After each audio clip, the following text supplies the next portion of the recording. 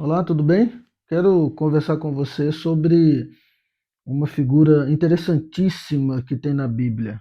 É o profeta Jonas. Eu tenho me deparado com o texto de Jonas e tenho pesquisado, né, um pouco da história, do contexto histórico, né, da realidade de Jonas e quero dividir com você, tá bom? É, é bem interessante. Na verdade, a história de Jonas é fascinante e traz muitas lições para a nossa vida. Vamos lá então, né? Eu vou ler então os primeiros versículos do capítulo 1 do livro de Jonas, tá? Jonas capítulo 1, os versículos do 1 ao 3 já é suficiente para a gente começar a entender o ponto central da história de Jonas. Então, vai dizer assim: ó, a palavra do Senhor foi dirigida a Jonas, filho de Amati, nestes termos. E aí entra o interessante. Ó. Quer dizer, o que Deus disse para Jonas? Levanta-te, vai a Nínive, a grande cidade, e profere contra ela, quer dizer, profetiza contra ela os teus oráculos, porque sua iniquidade chegou à minha presença. Né? Então, Deus chama o profeta Jonas e com ele se queixa sobre a cidade de Nínive. E ao mesmo tempo que o Senhor se queixa de Nínive, entrega a Jonas uma missão. Né? Qual é a missão? É, profere o oráculo, porque sua iniquidade chegou até a minha presença. Então Jonas recebe uma missão de falar para Nínive, e aqui entenda, para o povo de Nínive, não é? Nínive era, gente, uma cidade grande, 120 mil habitantes. Está aqui no próprio livro de Jonas, já no final da história de Jonas, no capítulo 4, já no finalzinho, Deus vai dizer, né? Não teria eu misericórdia com os 120 mil seres humanos que ali residem? Né? Então, Nínive era uma cidade grande, era uma cidade próspera, era a capital do Império Assírio, né? E tinha um povo muito forte, era uma cidade importante, tinha uma vida muito intensa, uma vida cultural, enfim, né? Como toda cidade grande. E Deus entrega a Jonas essa missão. Vai a Nínive, a grande cidade, olha só, profere contra ela os teus oráculos, porque sua iniquidade chegou até a minha presença. E justamente por ser uma cidade grande, Nínive tinha toda essa questão pecaminosa também muito viva. Uma cidade de muitas oportunidades. Então, imagine, né? De tudo acontecia em Nínive, né? E até por ser a capital, por ser referência. Então, e era um povo forte. E era um povo muito cruel também, viu? Né? O exército assírio ele era muito perverso. Né? Os reis do Império Assírio eles tinham fama de maltratar muito aqueles que eles prendiam. Né? Por exemplo, eles torturavam muito, e uma das torturas era arrancar partes do corpo daqueles que eles prendiam. Por exemplo, nariz, orelha, né, dedos, né? Então a Nínive está nesse contexto, né? E Deus fala para Jonas ir nessa cidade. Vamos adiante. Versículo 3. Jonas pôs-se a caminho, mas na direção de Tarsis, para fugir do Senhor. Olha que interessante, né? Desceu até Jope, onde encontrou um navio que partia para Tarsis. Pagou a passagem, embarcou nele para ir com os demais passageiros para Tarsis, longe da face do Senhor. E aqui entra o drama do profeta Jonas. Né? Veja, nesse contexto dessa cidade grande, em meio a todo um povo tão pecaminoso, Jonas é chamado para levar a palavra de Deus, a conversão a esse povo ninivita. E ao invés de obedecer, o que acontece? Veja, Deus diz: levanta-te, vai a Nínive. Aí o versículo 3 diz: Jonas pôs-se a caminho, mas na direção de Tarsis. Jonas ficou com medo. Jonas ficou com medo, certamente ficou muito oprimido com esse desafio. O medo do novo, gente, é algo terrível. Jonas teve medo, era algo muito novo. Jonas não era vamos dizer assim, um profeta famoso.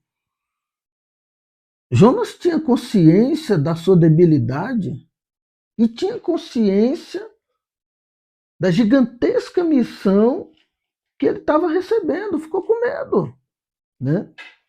Ficou com medo. E ele, vai em direção a Tarsis, quer dizer, em direção contrária daquela que Deus lhe falou para que ele fosse. E aí tem mais alguns dados muito interessantes, porque veja, Jonas tomando a direção de Tarsis, é bem interessante isso aqui. Sabe por quê? Tarsis, ela ficava além mar. Então, Jonas pegou o navio, veja que interessante, desceu a Jope, onde encontrou um navio que partia para Tarsis. Então, ele sai de Nínive, vai para Jope e pega um navio para Tarsis. Gente, isso vai dar em torno de 4.200 e poucos quilômetros, uma distância enorme. E para os hebreus, Tarsis era literalmente o fim do mundo. Então, olha o que acontece com Jonas. Ele fica tão perturbado com sua nova missão que ele quer ir para o fim do mundo. Né? Tarsis, ela representava, naquela época, literalmente o fim do mundo. Um lugar muito distante. Que aquele tempo não era como hoje, que você pega um avião aqui e tal, né? Não. Então ele ia para o fim do mundo, literalmente se esconder para um lugar que ninguém conhecia. E tolo ele, achando que Deus não iria encontrá-lo se ele fosse para Tarsis. Então veja, Tarsis era o fim do mundo. Né? Então, dessa forma, o que acontece? Jonas, tomado por esse medo, o medo dessa novidade que estava acontecendo com ele literalmente foge para o fim do mundo. Trazendo isso para a nossa vida, isso é muito comum. Quando a gente é lançado para algo novo, o novo dá medo, o novo angustia, o novo provoca ansiedade. Né? O novo pode trazer uma depressão. Né? Jonas teve uma depressão, né? Ele ficou oprimido, ele foge, e é bem interessante porque ele vai para o navio, e aqui é muito gozado, porque quando eles estão no navio, o navio começa a passar por uma grande tempestade, né? E deixa eu ler como está aqui, presta atenção. O Senhor, porém, isso está no capítulo 1 do livro de Jonas, a partir do versículo 4. Veja o que está escrito. O Senhor, porém, fez vir sobre o mar um vento impetuoso e levantou no mar uma tempestade tão grande que a embarcação ameaçava despedaçar-se. Olha que coisa terrível. Aterrorizados, os marinheiros puseram-se a invocar cada qual o seu Deus e atiraram no mar a carga do navio para aliviarem o peso, né? Entretanto, Jonas, olha aqui o dado interessante, presta atenção. Entretanto, Jonas tinha descido no porão do navio, no meio da tempestade, tá? Aqui disse, né, que a embarcação estava quase se despedaçando. Jonas vai até o porão do navio, deitando-se lá, dormia profundamente. Deixa eu ler tudo, né? Veio o capitão e o despertou. Dorminhoco, que estás fazendo aqui? Levanta-te, invoca o teu Deus para que ele se lembre talvez de nós e nos livre da morte. Gente, o capitão fica furioso quando vê Jonas dormindo. Que absurdo! O navio quase se despedaçando no meio da tempestade, e o sujeito lá dormindo. E ele estava dormindo porque ele estava deprimido, gente. Entenda isso. Ninguém dormiria se não tivesse tão mal. E a depressão faz isso. Né? Ela, ela quer nos levar ao fim do mundo. Né? Quando a pessoa está muito triste, oprimida, deprimida, ela quer se esconder, ficar dormindo o tempo inteiro, na cama, debaixo do cobertor, escondido, no quarto, trancado. E Jonas estava assim, a ponto do capitão se irritar. Dorminhoco, o que estás fazendo aqui? Levanta! Jonas estava nessa situação. E o final da história, né, Jonas reconhece que ali o problema era ele e pede que o próprio pessoal do navio jogue ele no mar. Ele vai para a barriga da baleia, né, fica lá 3 dias, depois Deus faz com que a baleia cuspa ele de volta e, enfim, ele obedece a Deus e vai pregar para Nínive. Poderia entrar em outros detalhes aqui, mas enfim, o que é mais importante hoje que eu quero falar com você diante da história de Jonas? O medo do novo. O medo assusta, né? O medo pode causar, inclusive, depressão. Né? Às vezes a pessoa, quando vai casar, fica com medo, pensando em desistir nas vésperas do casamento. O medo assusta. A mulher, quando às vésperas de dar à luz, o medo do novo, como vai ser o parto, essas coisas, né? Medo de um novo trabalho, medo do futuro, medo dos novos desafios, de abrir um empreendimento. Medo. O medo pode nos levar ao fim do mundo. Muito cuidado. Né? O medo do novo.